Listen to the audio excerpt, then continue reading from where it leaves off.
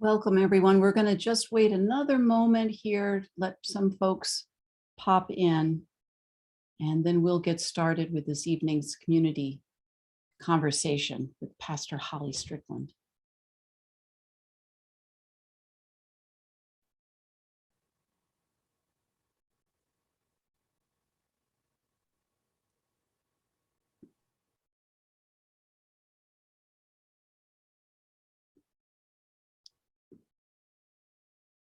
Seeing some faces that we saw very early this morning. Full day.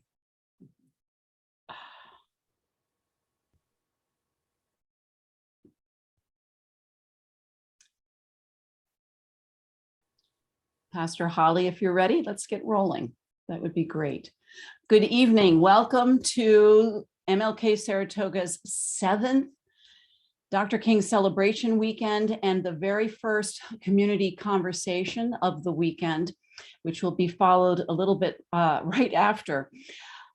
Pastor Holly Strickland is joining us from Elmira, New York for the brilliance of the female spirit in today's activism. Have women been the deciding factor in faith and social activism throughout our country? Pastor Holly has been with Webb Mills United Methodist Church in Pine City since 2017 as their pastor. She sat on a number of boards, including Elmira's NAACP Executive Board. She's also served for quite some time with Able2, which is an important organization doing work for cerebral palsy and handicapped children. And she has been involved in multiple mentoring programs for girls and young women. She's grandmother to 3, mom to 5 adult kids, prolific writer, has been an inspirational speaker here and abroad. And on top of it all, she's a doctoral student at the moment. This is a very busy, dynamic woman, and we so appreciate you being with us. Thank you, Pastor Holly. Thank you so much. Good evening, everyone. I am honored and grateful to have this opportunity to participate in the Saratoga Springs Dr. King Celebration Weekend. It is so exciting to be a part of this conversation with you this evening. And as you know, conversations are uplifting and inspiring. Some conversations can be uncomfortable and messy. Some conversations can remain unspoken and deny the concerns even exist. But regardless of what kind of conversation is held, the conversation is important and necessary in communication. So I invite you to share the next few minutes in conversation with me and with each other. The title of this conversation is The Brilliance of the Female Spirit in Today's Activism. Have women been the deciding factor in faith and social activism throughout our history? Where does one begin a conversation like that with someone? Where does one begin to unpack the vibrant role of women as agents of change? Well, first, to the question, have women been the deciding factor in faith and social activism throughout our history? The answer I put forth is a resounding yes, absolutely. Next question. I know there are some of you in this conversation who need a little more information than just my answer of yes. Some may be thinking, okay, show me. Show me how women have been a deciding factor in faith and social activism throughout history in ways that they have been agents of change. There are many examples of how women have helped to shape history, how women have influenced change.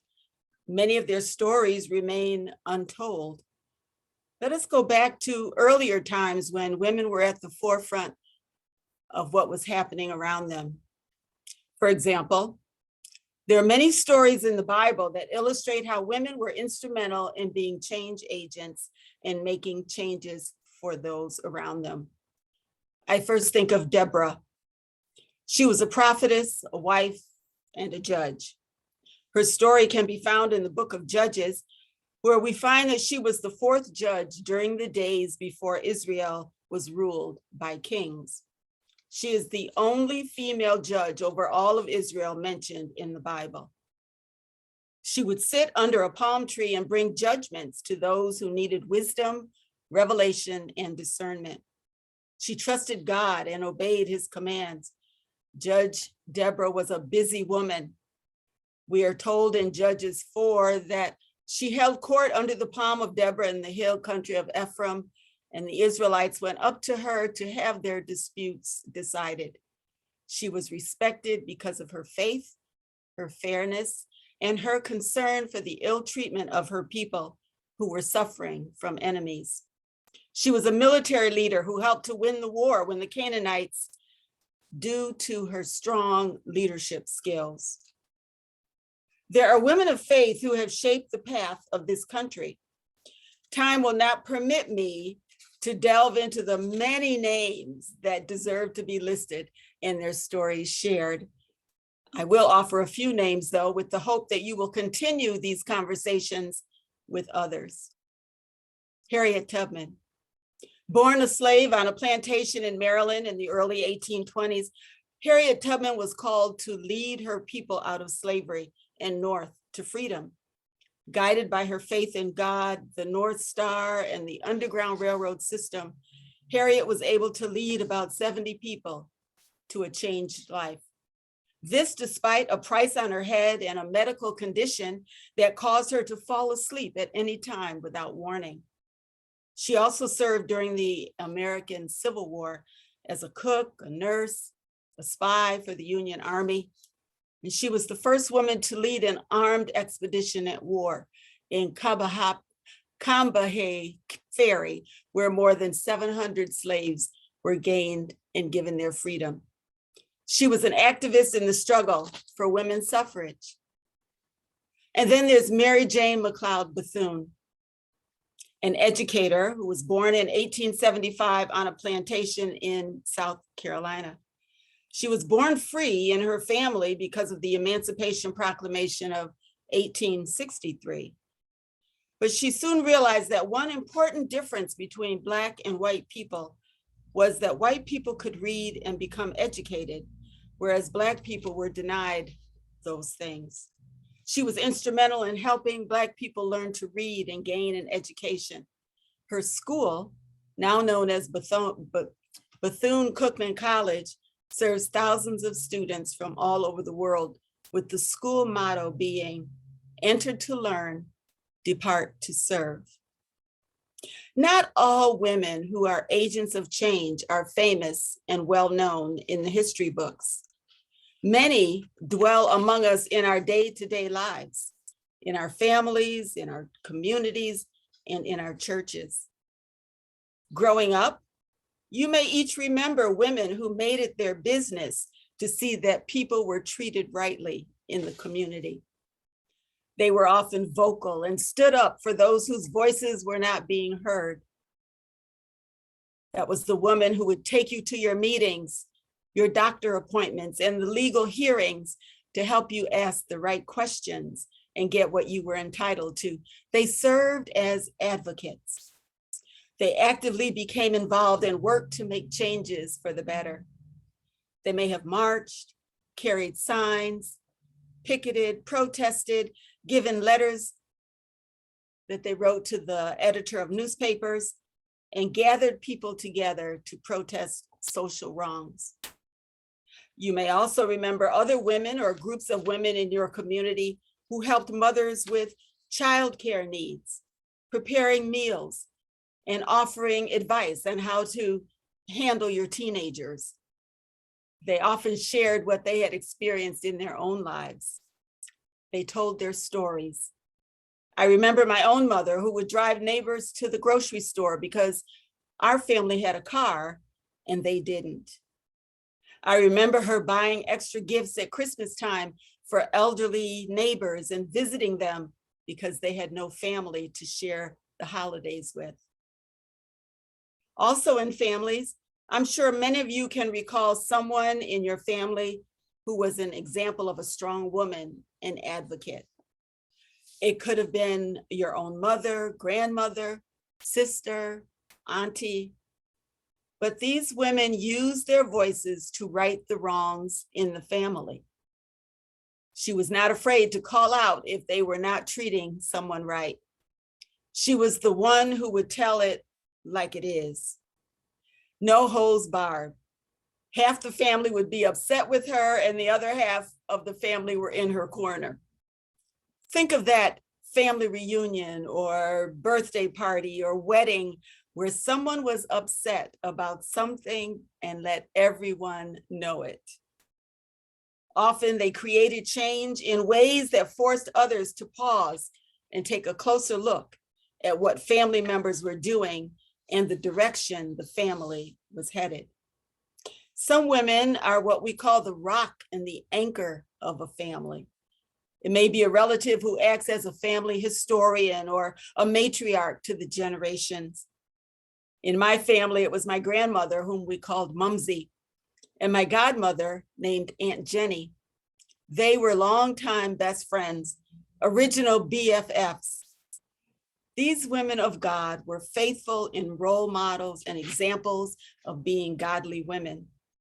Solid churchgoers, they shared their faith and spirituality with all who came in contact with them. They set an example of treating others with respect, being polite, and helping others when they could. I remember them singing hymns and humming spirituals while they cleaned their homes and cooked meals. I remember them reading their Bibles and praying on their knees. Most of all, I remember their compassion and generosity in giving support to those who were in need. Social justice, politics, activists, those words were not so much spoken as enacted. They raised their children and grandchildren to care for others and to love their neighbors. Their legacy still resounds in my family, even though they have been dead for many decades. Speaking of the words social justice and activism, I think about the politics that are happening even today as we gather here. I think about this Dr. Martin Luther King weekend celebration that is taking place.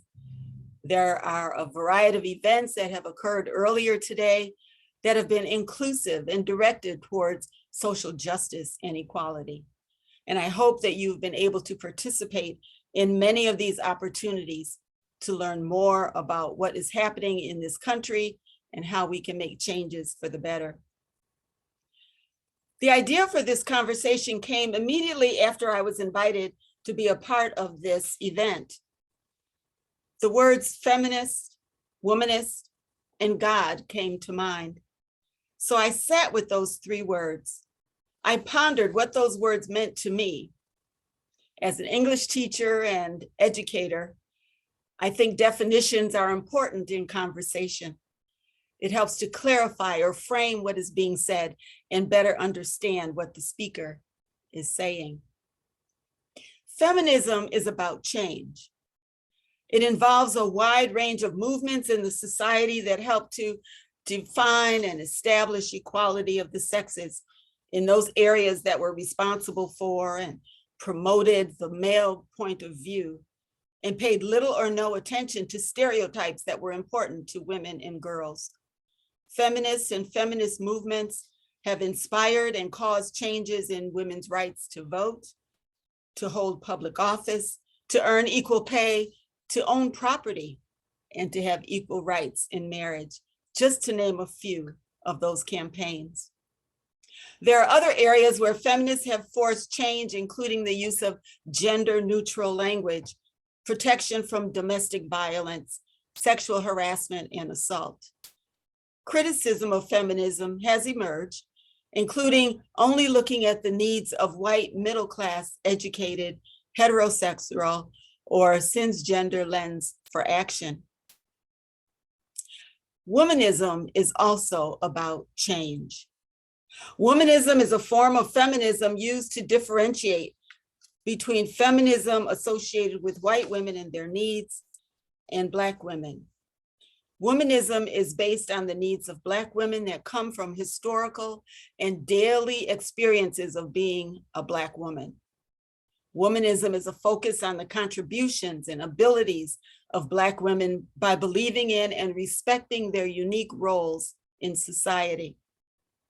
Writer and activist Alice Walker spoke of womanist characteristics and qualities in her work, especially in Search of Our Mother's Gardens, Womanist Prose, written in 1983. What are some of the qualities and characteristics of womanism? Let's unpack them. Self-naming, self-definition, family-centeredness, family wholeness, role flexibility, adaptability, authenticity. The list continues with Black female sisterhood, struggling with Black men against oppression, male compatibility, recognition, ambition, nurturing, strengthening, respect for elders, mothering, and spirituality. The list continues. Now, Alice Walker believed that womanism has been around for a long time, even before the time of enslavement. She claims this ability to hold on, even in very simple ways, is work those Black women have done for a very long time. And I would like to share a quote with you that Alice Walker gives to us. She writes, "Our mothers and grandmothers, some of them moving to music not yet written, and they waited. They waited for a day when the unknown thing that was in them would be made known, but guessed somehow in their darkness that on the day of their revelation, they would be long dead. But that is not the end of the story. For all the young women, our mothers and grandmothers, ourselves, have not perished in the wilderness. And if we ask ourselves why, and search for and find the answer, we will know beyond all efforts to erase it from our minds, just exactly who and of what we Black American women are." End of quote. I would be remiss in this conversation if I did not also mention the term Afrikaner Womanism, which was created by Clenora Hudson Weems in the late 1980s. She highlights and shares knowledge about women who are a deciding factor in today's activism. Her definition serves as an ideology that includes American women and African American women, as well as women of African descent. It is based on African culture and Afrocentrism. It too focuses on the needs, experiences, struggles, and desires of Afrikaner women of the African diaspora. She describes in her work the need for and practical methods that bring the Black family and community closer together in unity. These are only two of many labels that are circulating among us. As a people, we enjoy putting labels on others. And sometimes those labels get in the way of building relationships and caring for each other. So let us not get so focused on someone's label that we lose sight of the person and what they bring to the table of conversation.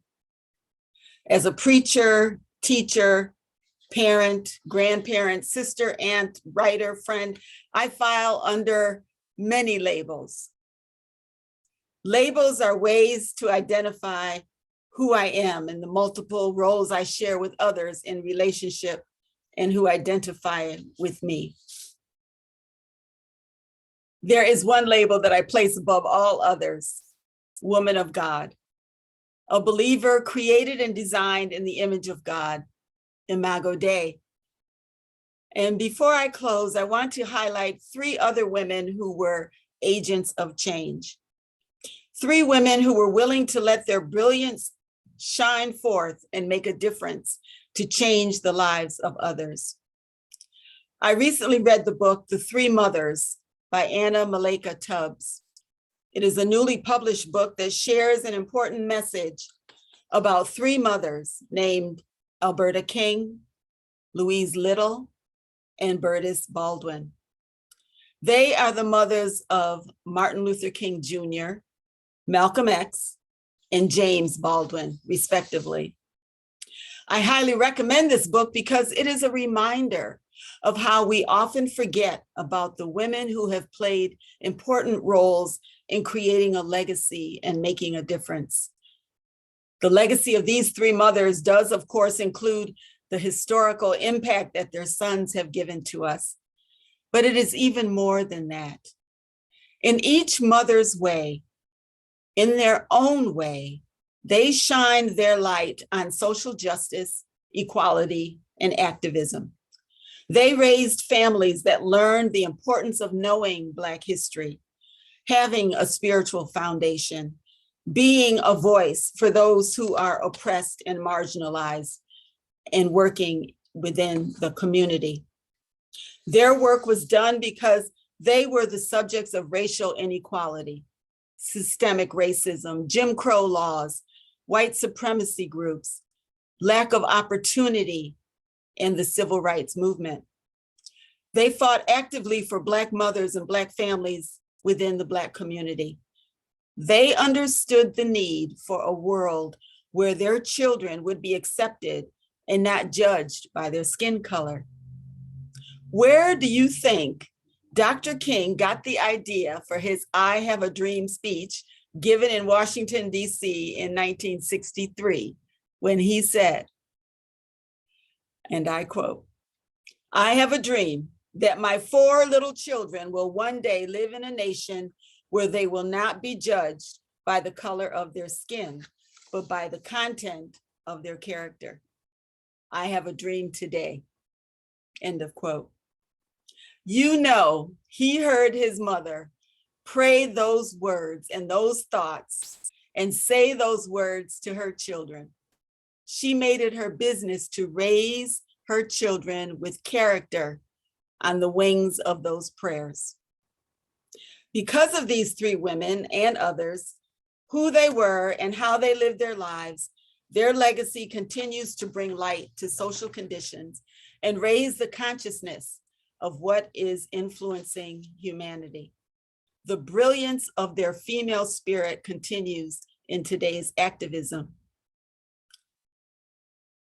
Whatever the title, whatever the label, whatever the circumstance, women have been extraordinary examples of being agents of change. In small local ways, in their backyards, in their workspaces, and with their spiritual presence in the faith community, as well as globally, their brilliance continues to shine. In their female spirit, they continue to contribute to today's activism. So women, tell your story. Continue to share the stories of other women with children and grandchildren and those around you. Educate our community about the people on whose shoulders we stand as we continue forward. So my answer to the question, have women been a deciding factor in faith and social activism throughout our country? Yes, absolutely. They have been a factor to reckon with in faith and social activism throughout this country and throughout this world. And may they continue to do so. Thank you.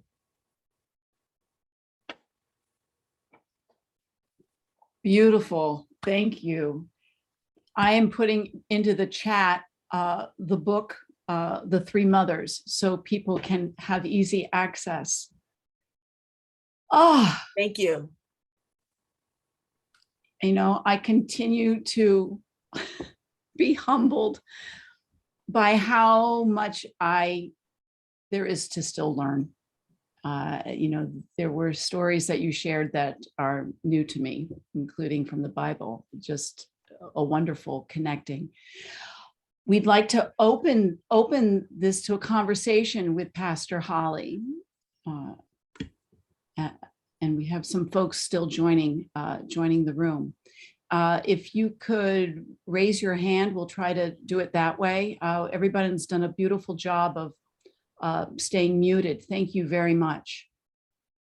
Does anyone have a thought to share, a question, something that inspired or resonated, hit you in a different place?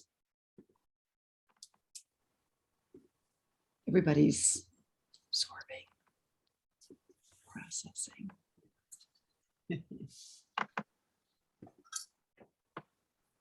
Reverend Bell.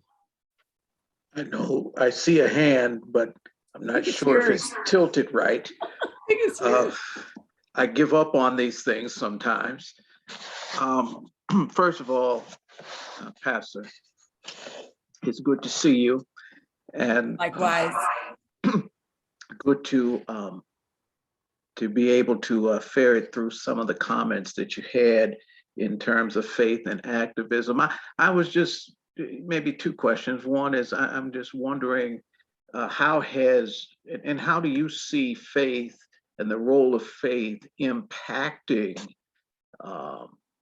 the activism, particularly of the many of the women that you have described, or some, or one, or two, and what do you see the role of faith in the current struggle of humanity, of decency, of dignity? How do you see that from your own lens, from Elmira, from the places that you go? What can we do to get a better understanding so that we can be better doers of living out Dr. King's I Choose Love? Thank you for that question, Reverend Bell. Where to begin? It's important, as I mentioned, to share our stories.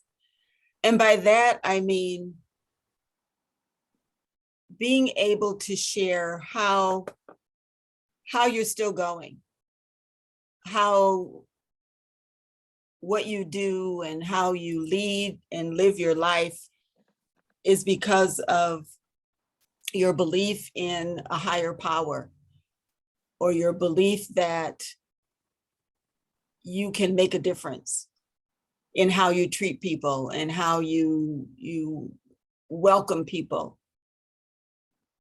by not being judgmental and being open to learning about a person sincerely and genuinely.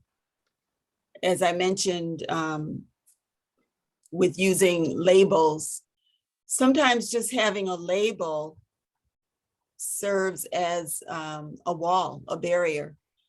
And if we can get past that and include a sense of unity, a respect for difference, for diversity. And I think what has impacted me is the idea that I am not alone in this journey. And if we can support each other and pray for each other, share with each other, encourage each other, then I think we can continue to impact what's going on around us, using our voices and making sure that faith, hope, the message of hope stands out, because there's so many people who are hurting and in pain and have lost their sense of hope, that we are obligated to share what we know and bring the hope that that we have in our own personal lives and share with others. Thank you.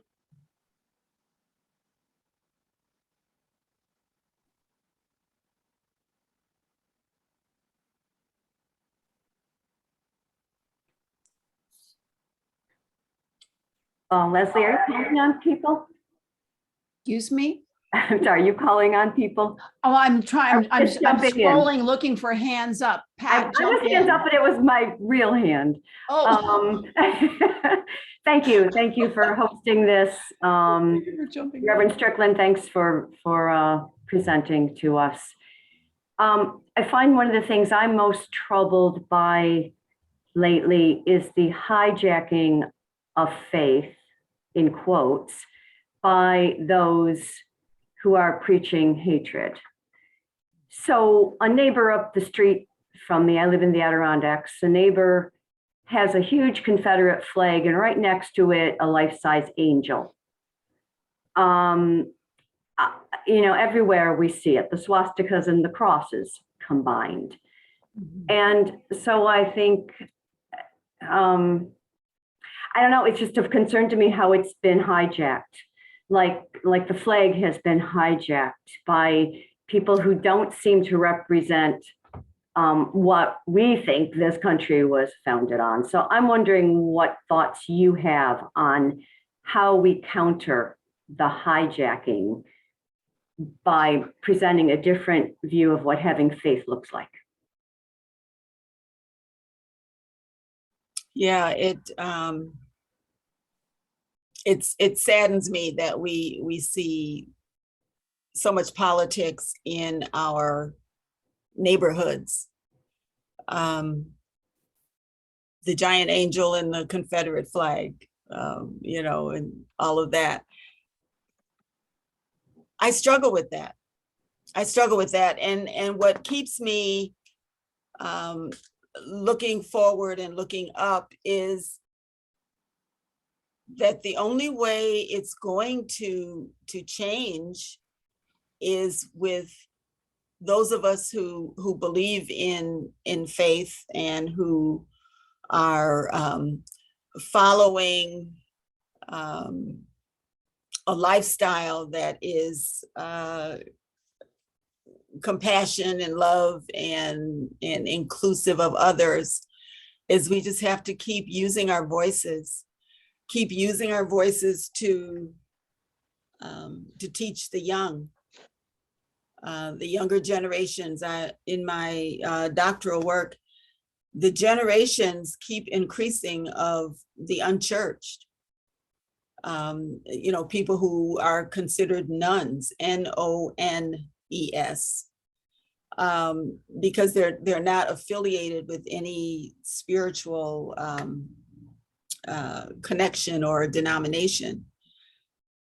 And I remember, if parents couldn't take their children to church and Sunday school, then there was a grandmother or an auntie or someone who would take them so that they didn't miss out on learning about Bible studies and how to pray and having a relationship with God. So even those things that were stable and consistent, like I would say back in the day, have been undermined and are not as strong as they used to be. So our children are really struggling when someone walks by this neighbor's house, a young person, and sees the angel and also the Confederate flag, which historically was not a good thing. They're confused, and a lot of times there aren't people around them in their sphere of influence who can explain and give them a better look at what's going on and how not everyone follows the kind of lifestyle that they should, or believes some of the things that that politics have put out there, and it doesn't get questioned or pushed back. So right now is just even more confusing times for our younger people as they try to grow and mature and become responsible adults. So as elders, we have an obligation, we have a responsibility to train up those who are coming behind us so that they know the truth and the real story.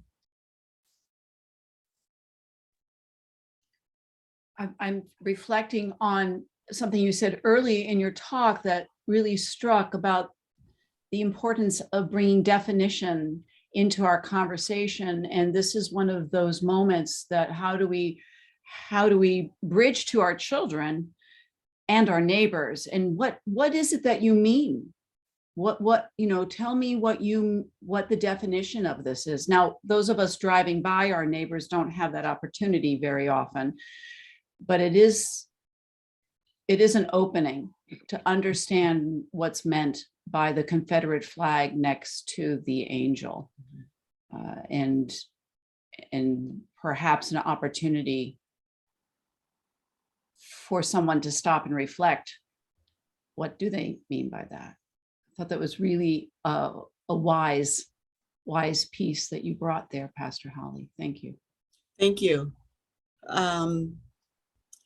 It's about relationships, relationship building, having the uncomfortable and the messy conversations, showing respect. Everyone is entitled to their opinion.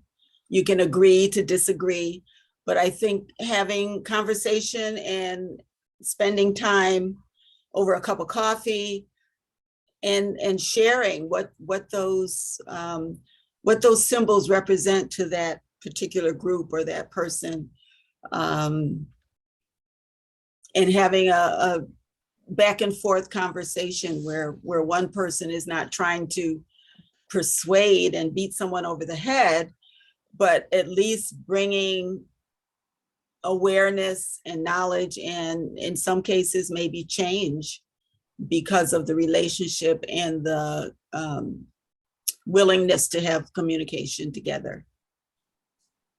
Of course, COVID doesn't make it any easier. We're social distancing, and a lot of social gathering is not happening. Potluck suppers at church and coffee hour and things like that, being out in the community.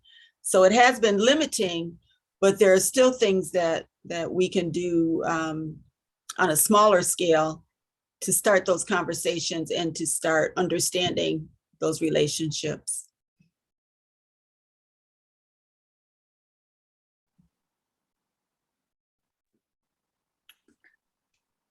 What do you look for? What would you like to see coming forth from our younger women today in engaging with the changes that are upon us?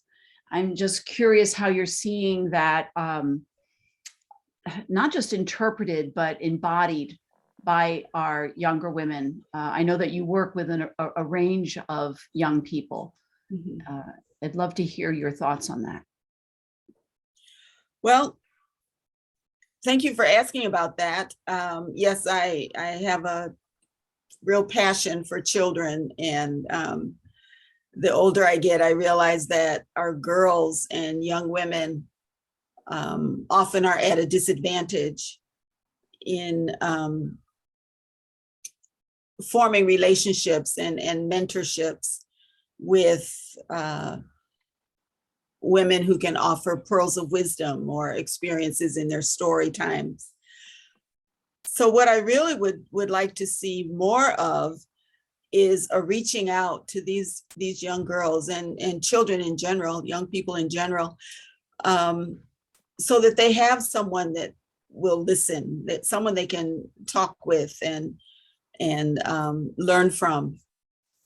There used to be programs in the community centers, for example, where there was a big brother, big sister program, and then you were attached to someone in the community, a leader in the community, and you would spend designated time doing things together, talking, sharing, and these were ways that children could get a look at what adulthood looks like, or what growing up and maturing and being responsible looks like.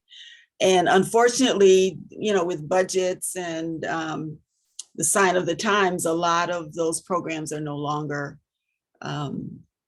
available. But I would really like to see more reaching out with people who are in positions where they have a platform, or they can encourage relationship building between youth and older people. I think we need more of that.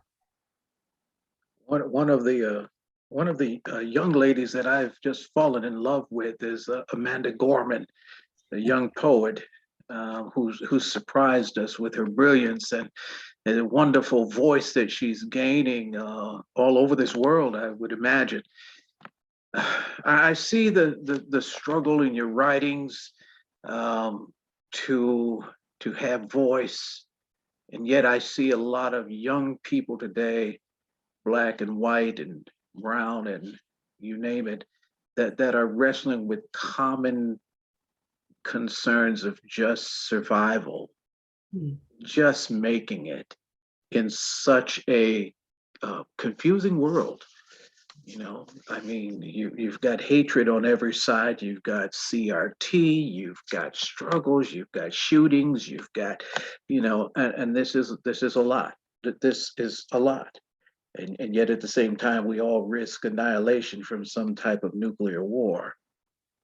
What would you tell children today about the importance of the struggle and not hiding from it? As a grandmother and you know, a mother, I think one of the things I tried and continue to try to share with children I come in contact with and my own family members is not to give up hope, to seek out what it is that you need to better understand who you are and what your history is and where you come from. So many times children of color feel invisible. They feel as though they're out there by themselves. They, you know, even with family support, because a lot of times family support is limited. You know, there's poverty, there's employment, unemployment, health concerns, all of that. And so they feel as though, children feel as though they have to figure it out on their own. And that can be very frustrating and overwhelming. And I think what I try to pass along is that you are not alone. There is no better time than right now to realize that it does take a village to raise a child. So whatever source of strength and light that you, Reverend Bell, can bring to the table, whatever source of strength and light. And as I'm saying this, I'm thinking of Amanda, because she reminds us to search for that light, to be that light. And I think that we all can share something, words of encouragement, direction, education, so that our children are not just wandering around wondering, is this where I find the answer? Is this where I find the answer? And, you know, with social media, we hear the nightmares of children who are searching for things and they end up searching in the wrong places. So it behooves us, any of us who have survived and have learned some life lessons, to share those, to make it an intentional way of reaching out to those who are coming along behind us, and encourage them and let them know they are not alone, that there are many of us who are willing to help them along the way, and sharing our stories as we go along the way. There is no silver bullet. There's no single answer. What works for one child may not work for another child. But if we're all trying to be intentional and assuming part of the responsibility of raising the village children, which would include all children, then I think we have a chance.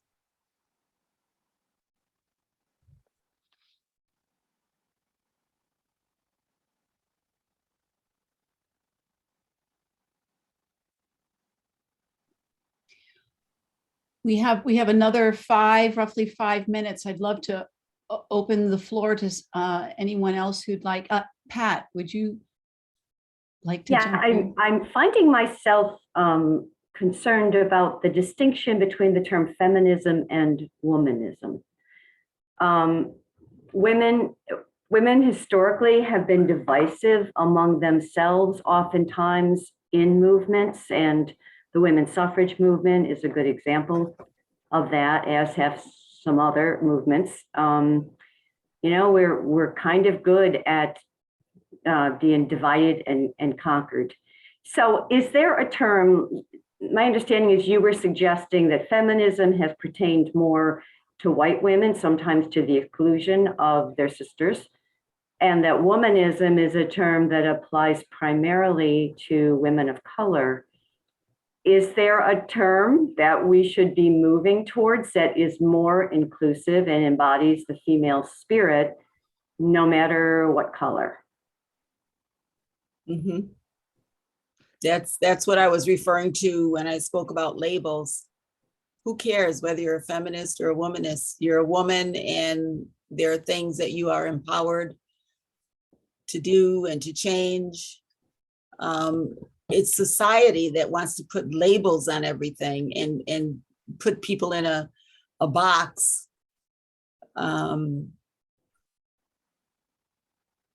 So I think just women. We don't need the other adjectives or labels. We are women. Hear us roar. But there are so many women, the women who helped organize January 6th, the women who stand on the dais behind certain candidates. I feel like we need a rallying term, doesn't have to be a label, but a term for what we are trying to do and where we're trying to get to. And I don't know what that is, but I feel like we need to label in some way the effort, not the people, but the effort to get women on more of an equal footing in this country and in this world.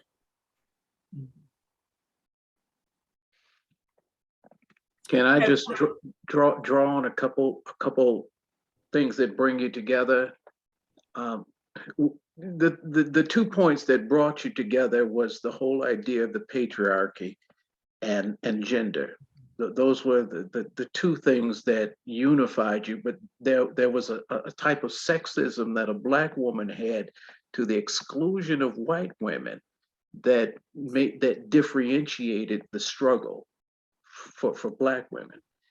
And historically, whether we're talking about Katie Stanton or we're talking about Angela Davis, there's a feeling of being left alone in the struggle. And what we find today is that your mobility, whether it's been organic or intentional, has been stronger when you have unified than it was when you were fighting your own individual battles. Mm-hmm. So you were much stronger together. And so you see in every institution today, you see a rise in women candidates in all types of disciplines. You see that that strength, it's been maybe what helped Saratoga win an election this year. To make real changes, or at least potentially make some real changes. How many other places are missing the opportunity, especially small communities, where the women in the rural communities are divided from the women in the urban settings, when you can make major change legislatively in every single county, because the red and the blue controlled by the men aren't ever going to get together. So you really have something to gain power with, to gain control over. Pastor Holly, to build on what Reverend Bell is talking about is, I know I would welcome an ongoing conversation to talk about there's bridging that I think women of color and white women are hungry to know how to do this. And there is just being women, and there's also an acknowledgement and awareness that there are gaps to be filled in, and how do we move forward together? And I'm going to plant a seed with you. I don't know where it will go, but that it would be an enriching thing to have a monthly conversation to come together and just talk about this. How do we strengthen this alliance and give room for some of it is the lenses that we bring are so different, so that we change what we're doing. I think that's a great idea. I welcome that opportunity to set something up on a regular basis where we can have conversation and share and try to bridge that gap. Awesome. Awesome. Yeah. Do you have any last thoughts for us as we marinate on all of this richness and things, cultivating things a little differently, just enough? Well, again, thank you so much for this time together. And there's so many layers, and I am excited that there are those who want to continue and have informal conversation in terms of growing and relationship building. So I think that's a wonderful thing that has seed that has been planted. Thank you. You know, people are hurting. People are in such a fragile state right now that, for example, the celebration today and the offerings and the events, the conversations that were made available today are such an important factor, because there's so much brokenness around us. Some of it historical trauma, collective trauma, as well as individual trauma. So any way that we can come together with the intent of healing and mending and building bridges, I think should become a priority. I'd just like to, before we actually end this session, ask Leslie to talk about the next session that's coming up, and whether you want people to go out and come back, or if you want people to stay in, just what our plan is, so that as we move forward, we know what we're doing. Thank you, oh tech goddess. I greatly appreciate you guarding the portal. Pastor Holly, thank you so very much for sharing and being here with us. And the wonders of Zoom, that we can cross the miles, is extraordinary. We will do our very best to keep this group of participants up to speed if we are able to get something rolling soon. Thank you for setting the platform. Our next community conversation starts in about 7 minutes. So we're going to pop out of here because it's a different Zoom link. I'm not sure we can stay in this room and have it acknowledged. So the Kenyan scholar, Reverend Dr. Ken Clark, is joining us. And he's talking about Malcolm, as in Malcolm X, and Martin Luther King, and this shift that's underway as we take up moving from civil rights focus to human rights focus. It's going to be also really enlivening. Thank you. So with that, good night, blessings. Maybe I'll see you in the next Zoom room. Pastor Holly will be in touch, and check out the website. We've got more programming for the next 2 days, including a wonderful community interface celebration on Monday. Good night, all. Much love. Good night.